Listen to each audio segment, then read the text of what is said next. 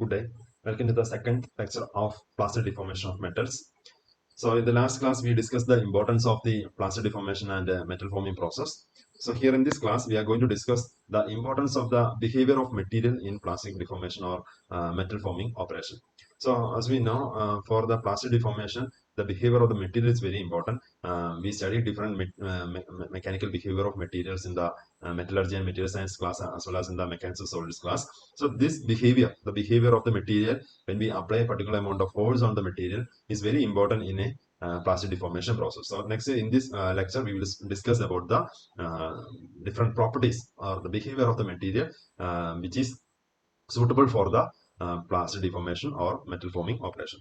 So the most of the metal forming process require a combination of materials properties for their successful operation. Okay, and the material properties which are important for the metal forming are the first one, the yield strength or flow stress of the material. So we studied what is yield strength and or yield stress.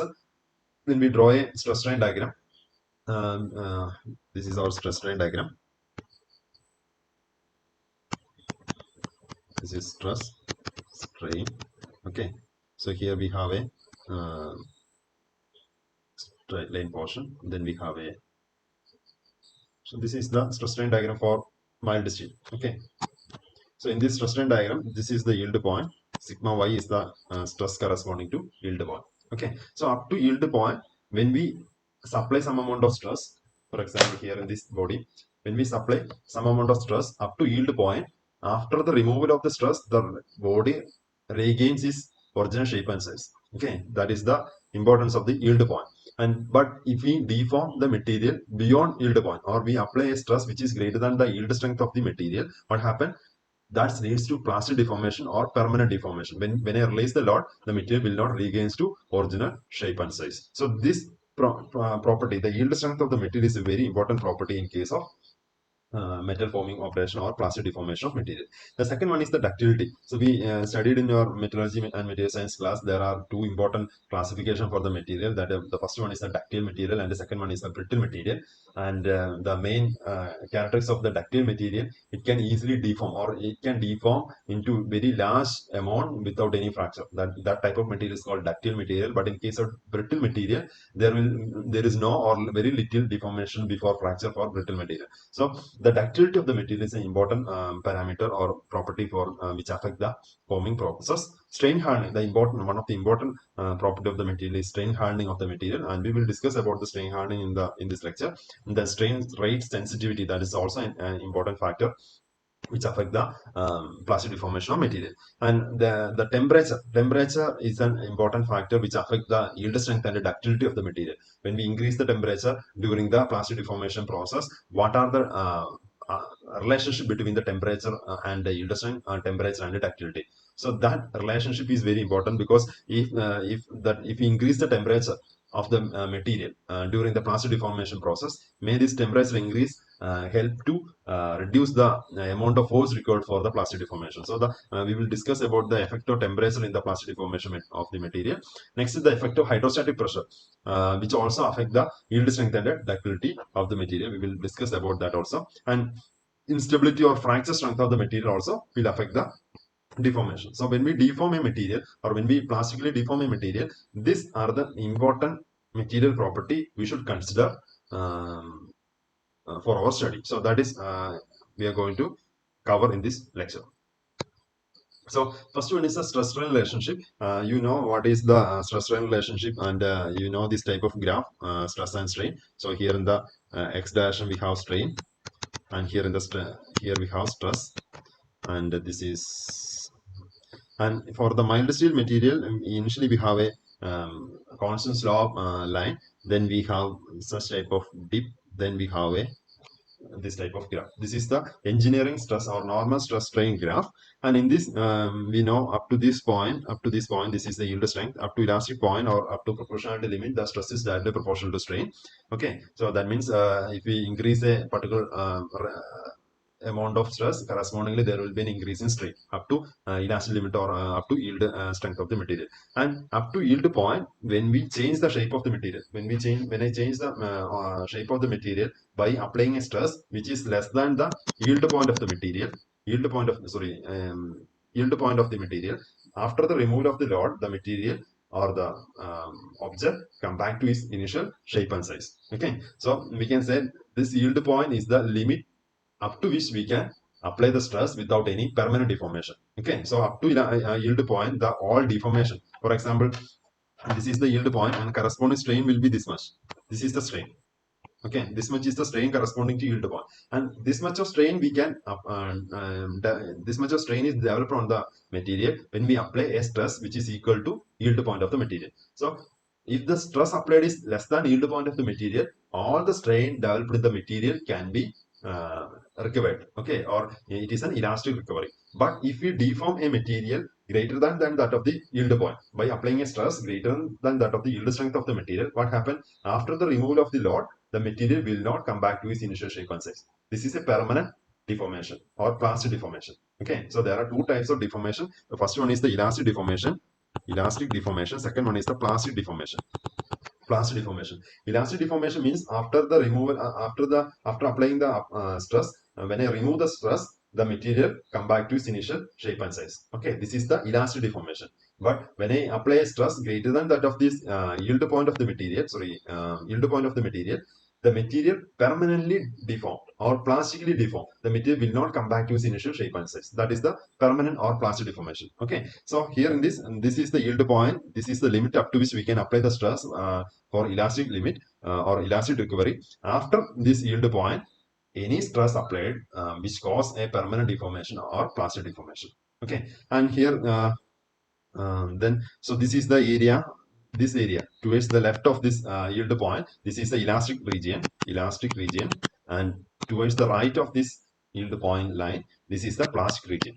Okay, so this in this region, in this plastic region, the material will not come back to its initial shape and size. It's a permanent deformation. Okay, and so that is about the stress strain graph, and this is the ultimate stress point. This one is the ultimate stress point, and this one is the fracture point. Okay, and the remaining we will discuss the next slide. So this is the curve. This is the up to the yield strength. This is the yield strength of the material. We commonly use sigma y. Sigma y in some textbooks it is sy. Okay, and this is the ultimate point. The corresponding stress is the sigma u, and to the left of this yield point is the elastic region. To the right of this yield point, that is the plastic region. Okay, up to this yield point, this area is a proportionality limit or elastic region. Okay, and corresponding the yield corresponding to yield point, this is the strain corresponding to yield point, and this strain is the elastic strain. Okay, which can be required after the removal of stress, and that is about this graph. And in this graph, actually, we discuss all the terms. Here, this is the upper yield point. In case of mild seal, we have an upper yield point and lower yield point, and this is because of the some metallurgical phenomena, that is Luder band. Okay, and the effect is called a Cottrell effect. Okay, and this because of the Cottrell effect, there will be an upper yield point and a lower yield point on the mild steel, and this is the area of the yield elongation. This is the area of yield elongation. This we can see in the mild steel material. Okay, but in case of aluminum like material, we cannot see such type of yield point, upper and lower yield point, and as well as this yield elongation we cannot see in the aluminum type of material. But in case of this mild steel material, we can see this type of yield elongation, and this is because of some metallurgical effects. I am not going to explain the Cottrell effects and the Loder band, and this upper and the lower yield point is because of the Cottrell effect. Okay, and here in this this is the region of strain hardening. So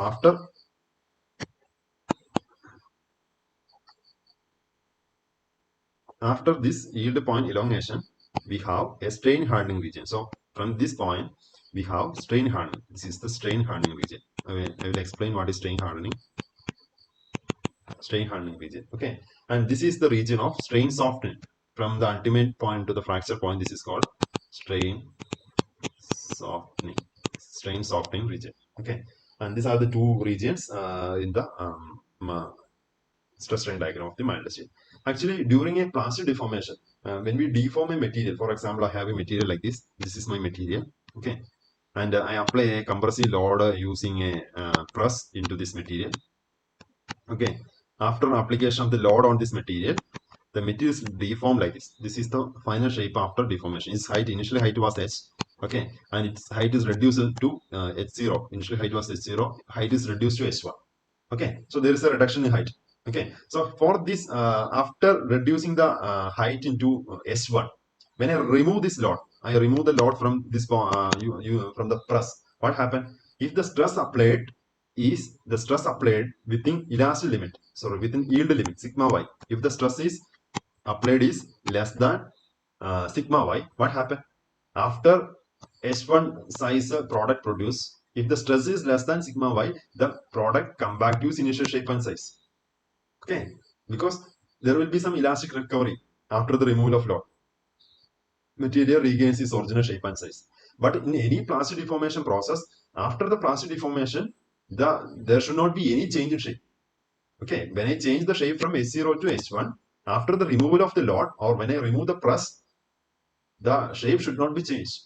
So what we can do? We should apply a stress which is greater than sigma y. Okay, if the stress greater than yield strength of the material, then only we got a permanent deformation.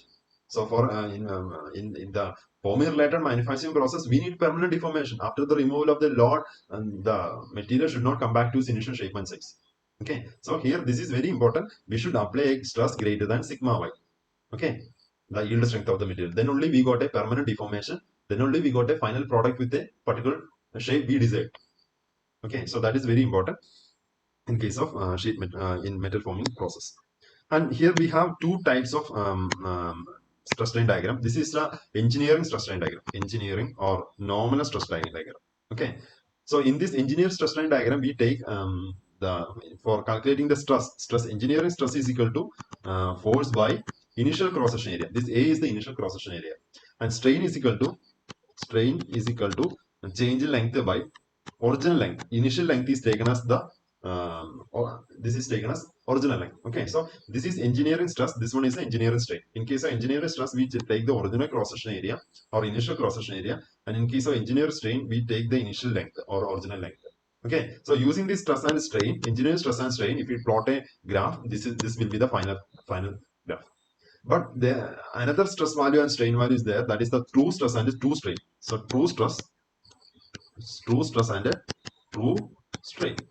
In case of true stress, the force by instantaneous area is taken, not original area. Instantaneous area is taken for calculation of the true stress. And for the true strain, change in length by not original length, instantaneous length is taken for calculation of the true strain. Okay, so that is the difference. So when we plot a stress strain diagram using true stress and true strain, up to this point, it will be same. That means if you plot a true stress strain diagram, this blue color one is the true stress strain diagram. It will follow the same path up to this point, but after this will be the diagram. Okay, this will be the diagram after this. It is increasing in this direction. It's increasing in this direction. It's not. But here in the engineering stress strain diagram, after ultimate point, there is a reduction in stress and increase in strain. But here in the true stress strain diagram, it is increasing because here we use instantaneous stress and strain, instantaneous stress and strain or true stress and strain. So it is increasing in nature. Okay, so this is the graph showing the true stress strain diagram. So this one is the true stress strain diagram. This is the engineering stress strain diagram or nominal stress strain diagram. Okay, after the yield point, the two graphs deviates the true stress strain diagram moving in with a positive slope. But in case of engineering stress strain diagram, after the ultimate point, there is a reduction in stress leads to failure of the material. Okay, so these are the two types of stress strain diagram. And in case of this is a true stress strain diagram, the force by area, but A is the instantaneous area. Okay, so for example, in this case here, after the formation of neck, there will be a reduction in area. So at that instant, what is the area? That is the instantaneous area. So we have to take the instantaneous area for calculating the true stress. In this formula, A is the instantaneous area. Okay, and the true strain. Sorry, this is the engineering strain. This is the engineering strain. Engineering strain is equal to dE. We changing engineering strain dE. That is the change in length by original length. And the engineering strain E is equal to integral initial length to final length dl by L0, or we got L1 minus L0 by L0. That is the change in final length minus initial length divided by original length. Okay. So this is the engineering strain. engineering strain or normal strain. But in case of true strain, we use the term. So here dE is used, but here for true strain we use the term d epsilon. D epsilon. That is equal to change length by instantaneous length. It's not here in this case we use original length or initial length, but here we use instantaneous length. Okay, so change length by instantaneous length, that is equal to dE, and from this sorry, epsilon, d epsilon. From this we can calculate the epsilon, that is the true strain. So true strain is equal to integral L0 L1 dl by L. So we got the final value, the epsilon is equal to log natural logarithm final length by initial length. Okay, the logarithm of final length by initial length. So this is the difference between the true stress, true strain, and engineering stress, engineering strain. So in our calculation, we commonly use true stress and true strain. So this is the relationship between the true strain. The true strain is equal to true strain epsilon is equal to log. This is the engineering strain. Engineering strain plus 1. Engineering strain plus 1. Okay. This is the relation. Epsilon is equal to log natural logarithm e plus 1. This is the relationship. Next important terms related to the material behavior is the strain rate. Strain rate is very important because in we have different types of metal forming process.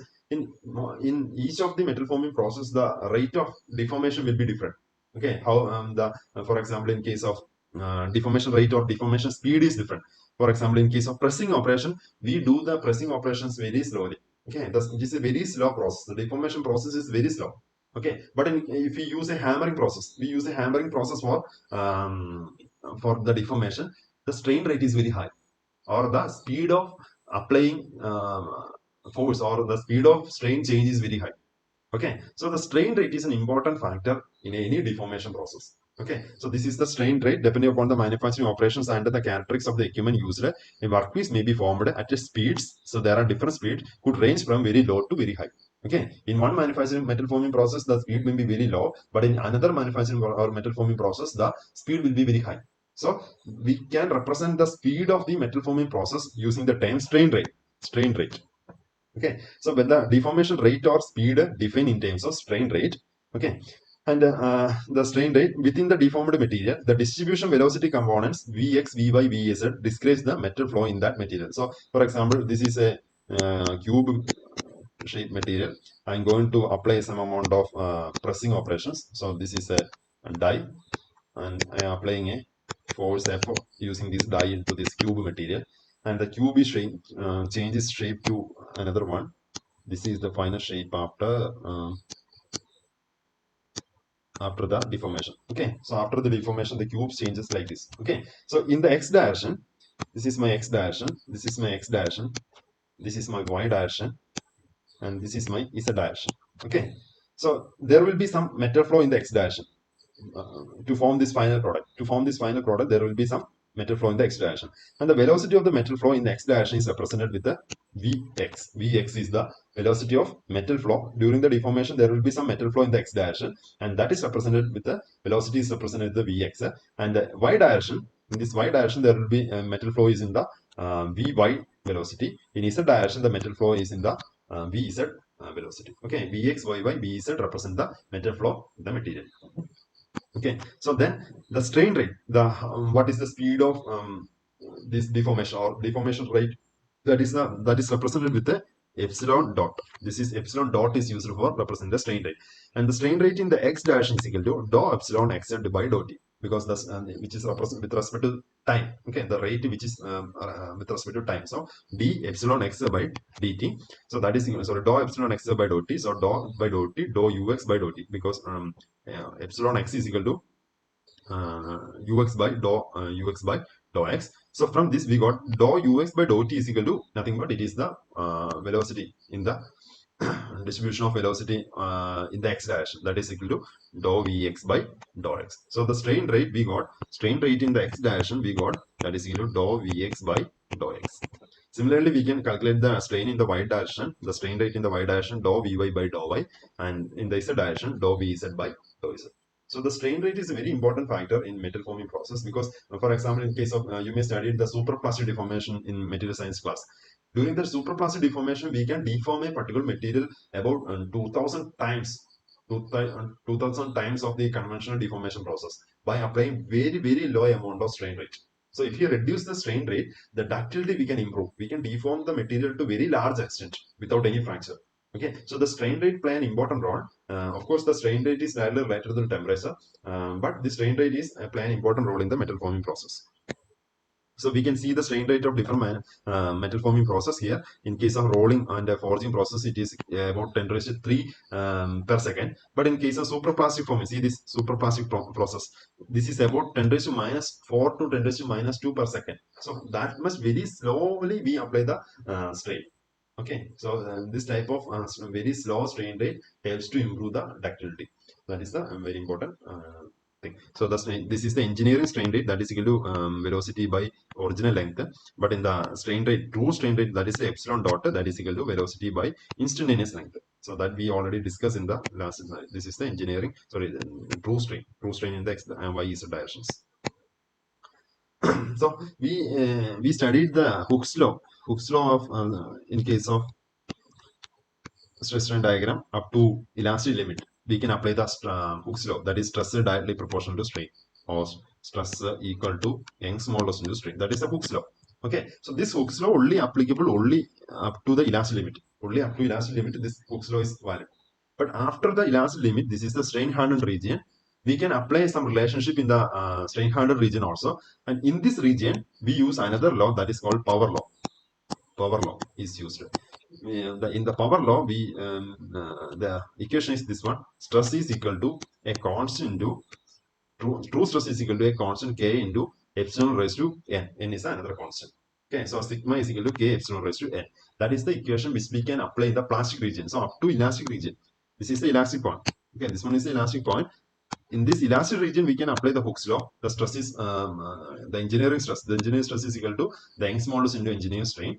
But after the elastic or yield point, this is the plastic region. In that, we can use the power law, that is K sigma true stress is equal to K into epsilon raised to n. And in this K is the strength coefficient. This is called strength coefficient.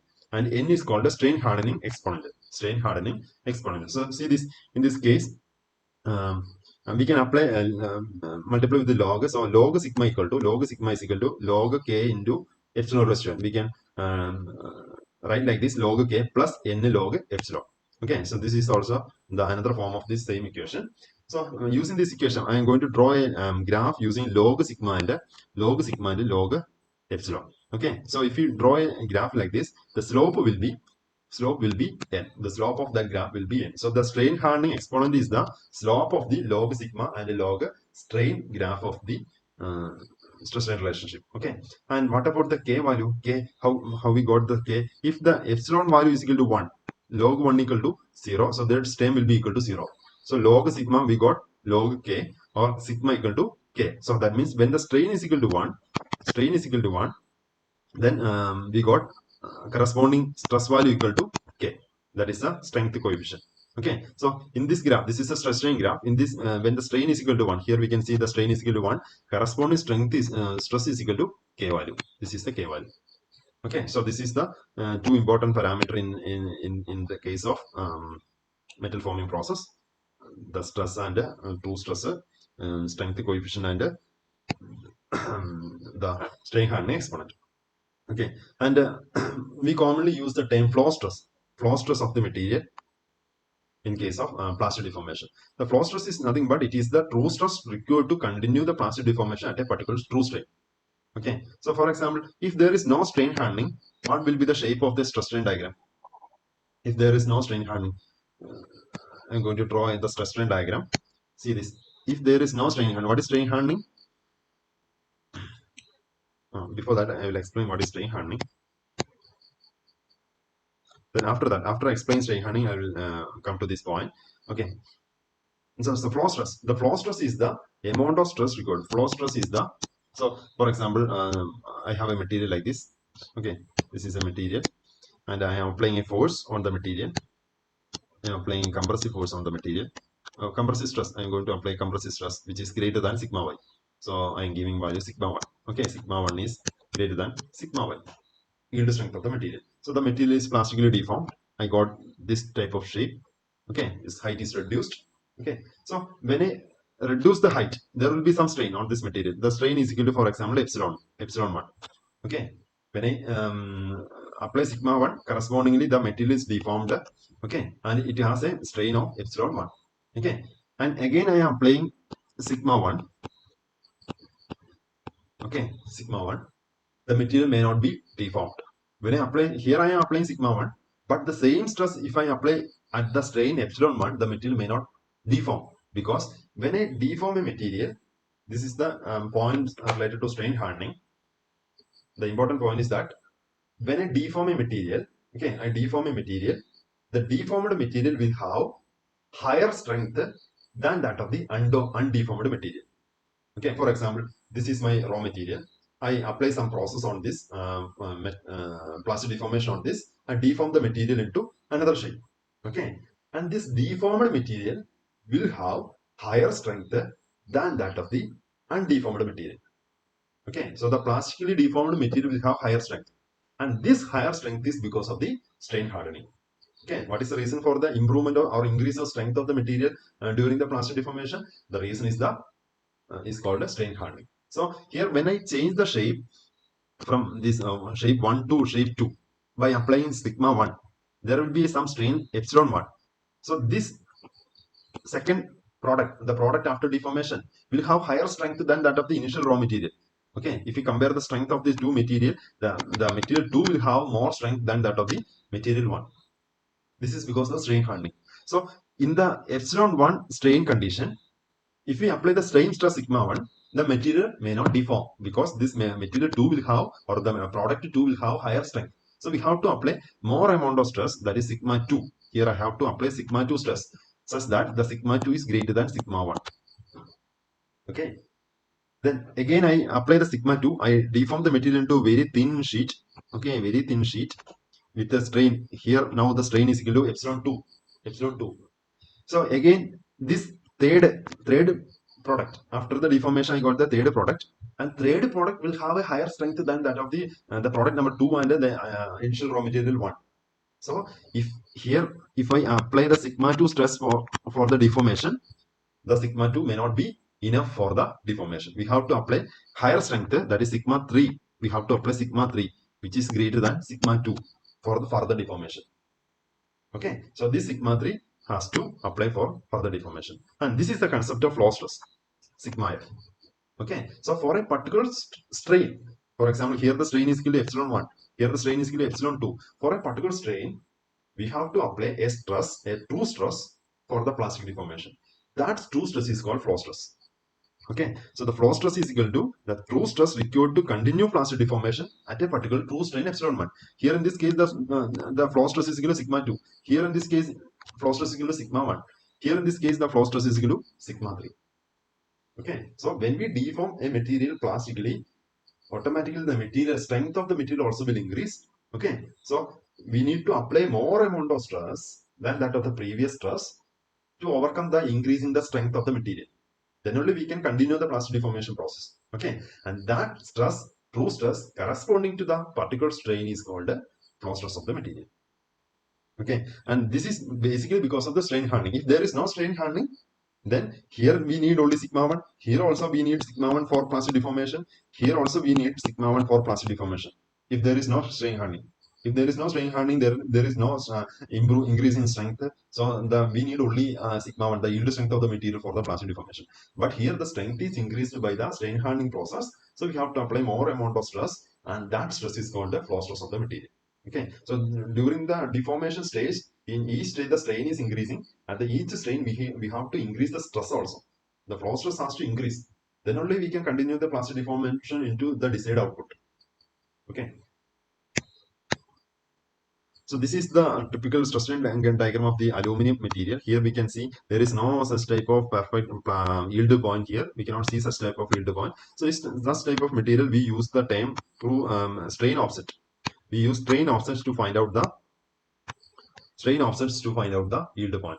Okay, so here what we do, we calculate the 0.2% of the strain, total strain. Okay, so this is the point corresponding to 0.2% of the total strain, and then we draw a line which is parallel to the stress strain diagram.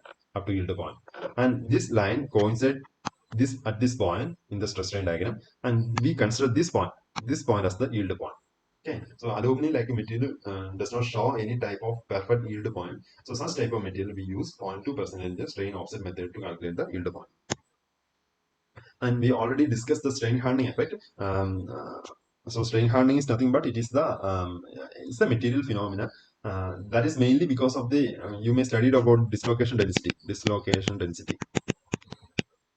So when the dislocation density, when we do any plastic deformation, okay. So for example, initially this is my material, okay. I deform the material like this, okay. So initially these are the dislocations. You may know what is dislocation. I'm not going to explain about dislocation. So this is a dislocation of the initial raw material.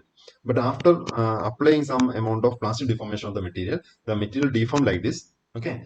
And in this, the number of dislocations is very large. So see this, the number of dislocation, the dislocation density is very increased into very large quantity. Okay, so these dislocations actually prevent the mobility of the other dislocations. Okay, so higher density of the dislocations is there. So one dislocation here we can see higher density of the dislocation. So here in this one dislocation prevent the mobility of the another dislocation. The chance of prevention of the mobility of one dislocation by another dislocation is higher in this case compared to this case, because in this case the dislocation density is very low, but here the dislocation density is very high. Okay, so by this prevention of the dislocation mobility, the strength will increase. So the strength here, strength is higher than that of this case. Here the strength is lower. Strength is lower. Okay, so this is the reason for the increase in strength. So this is called strain hardening. This increase in strength is called a strain hardening. When I plastically deform a particular material, the deformed material will have higher strength than that of the initial raw material. That is the main points related to this strain hardening. So next I am going to explain the strain hardening in terms of this using this stress strain diagram. So here I am going to draw a stress strain diagram. So here this is my point O. This is the yield point. Then I increase the strength stress up to this is my yield point, and this is the stress corresponding to point P. So I loaded or the stressed the material above the yield point. That means that is in the plastic region. Okay. Then after attaining the point P, I release the load. Okay, I release the load. So what happened? The material come back to its zero load condition, but there will be some strain. What is the reason? Here I am loaded beyond the yield point. So this is my yield point. I loaded up to point P, so that is beyond yield point. So when I loaded greater than the yield point, there will be some permanent deformation. When I release the load, there will be some permanent deformation of the material. Okay, when I release the load, the material will not come back to its initial shape and size. So that strain is this one. This is the amount of strain which is permanent in this material. Okay, this is the permanent strain. So we can represent with the, sorry, this is not the corresponding strain. This is the strain. Total strain up to this point P, this is the total strain. Sorry.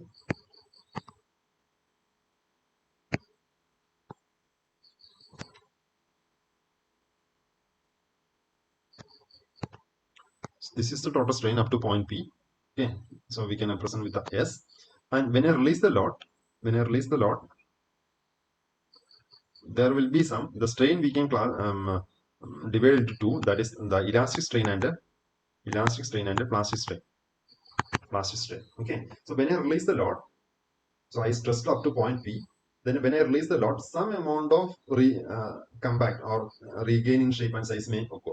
Some amount. That means some amount of elastic recovery may develop on the material, and some amount of plastic deform. This for initially, this is the raw material. I deform like this. Okay, I deform like this, and after deformation, when I release the load, there will be some elastic recovery. Okay, and some plastic deformation there, permanent deformation. Okay, and this plastic deformation out of the total strain. This is the total strain. This is the total strain. After the total strain, this is the elastic recovery. This one is the elastic recovery. RS. So RS is the elastic recovery. Okay. And OR is the plastic strain. That will not come back or regain after the removal of the load. Plastic strain. Okay. OR is the plastic strain. So we got when I release the load, then the position will be after last recovery. This is my position after the release of load. Okay.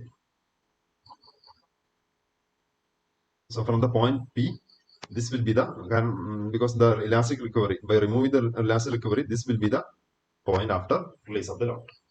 Okay. Then next I am going to do the same process on this deformed material. Okay. Next I am again deform the initially deformed into this. This is the condition after first deformation. This is the first deformation. After the first deformation, this is the condition. There will be some permanent deformation on this material.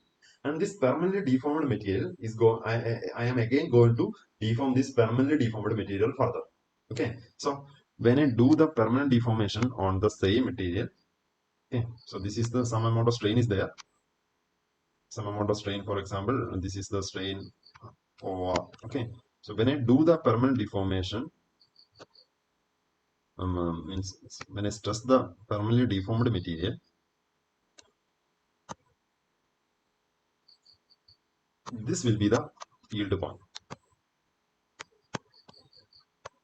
This will be the yield point. Okay, see this. This will be the yield point. That means this is my initial raw material. Okay, I do some plastic deformation on this material.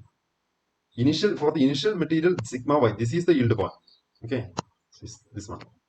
Okay, but after plastic deformation, his yield point is shifted from this point to this point. That means strength is increased.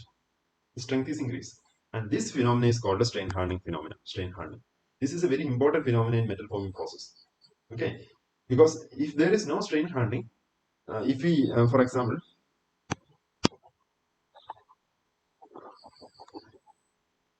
if there is no strain hardening, I already explained that if we apply stress greater than sigma y, there will be some plastic deformation.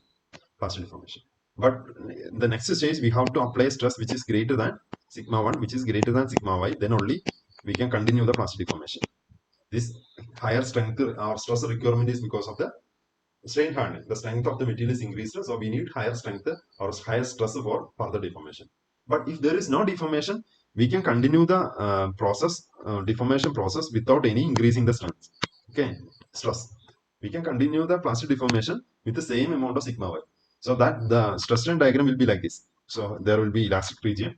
Then in the sigma y, under same sigma y, there will be an infinite strain, or the strain without any further increasing the stress.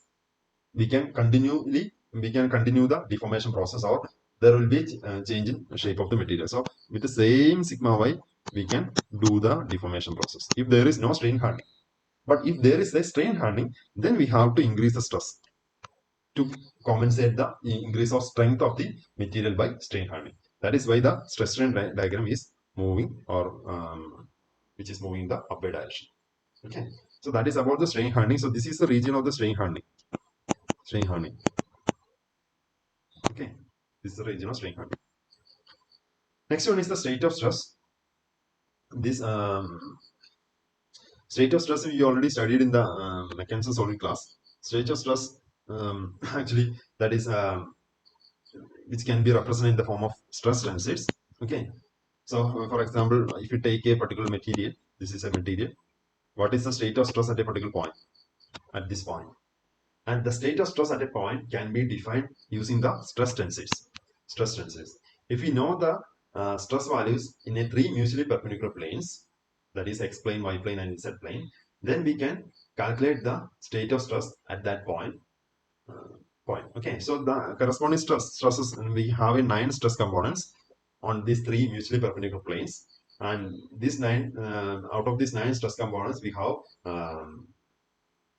three normal stress components, that is sigma x, sigma y, sigma z, and remaining 6 tangential or shear stress components. Okay, so total we have 9 stress components. So we already studied in the mechanics of solid class, sigma x is the normal stress and tau xy is the shear stress. Okay, and out of these 9 components, we can reduce the 9 components into 6 components, since by applying the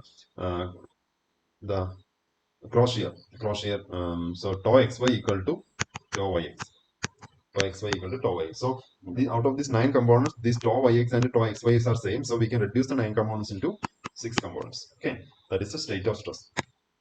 So this is the see this is my workpiece. Okay, this is my workpiece, if you take a very small element from the workpiece, this is a very small element from the workpiece, and here in this is the XYZ plane, and in that plane, in this element, if you consider three mutually perpendicular planes, and out of the three planes we have, in each plane we have the three stress components, that is sigma xx, this is tau xy, or sigma xy, this is a shear component, tau xy, this is tau xz. Okay, so similarly we have stress components in the remaining plane. Okay, so total there are 9 stress components, and these 9 stress components can be represented in the terms of stress tensor. Okay, in a matrix form we can represent, that is called a stress tensor. So if we know this 9 stress component, we can define the state of stress at a particular point. Okay, that is the importance of these 9 stress components. And in this, you may familiar with the principal stress. Principal stress. So if you take a point on the material, see this. If you take this point, we can draw number of planes on this point, passing through this point. In each plane, there will be some stress value. Okay, the stress components. We can draw infinite number of planes.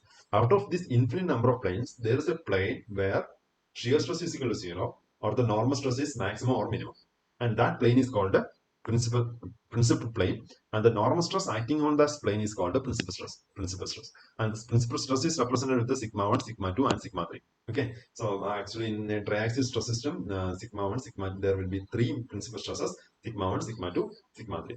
And this is also you studied in the mechanics of solid class, this equation, that is Cauchy's equations, consider the equilibrium of the stresses. From this we can derive this formula: sigma I square, I cube, plus I1 sigma I square plus minus I2 sigma I minus I3 is equal to 0.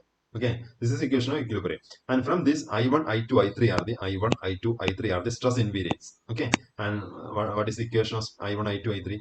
That is the I1 equal to this one, sigma x plus sigma y plus sigma z, I2 and I3. So these three are called stress invariants.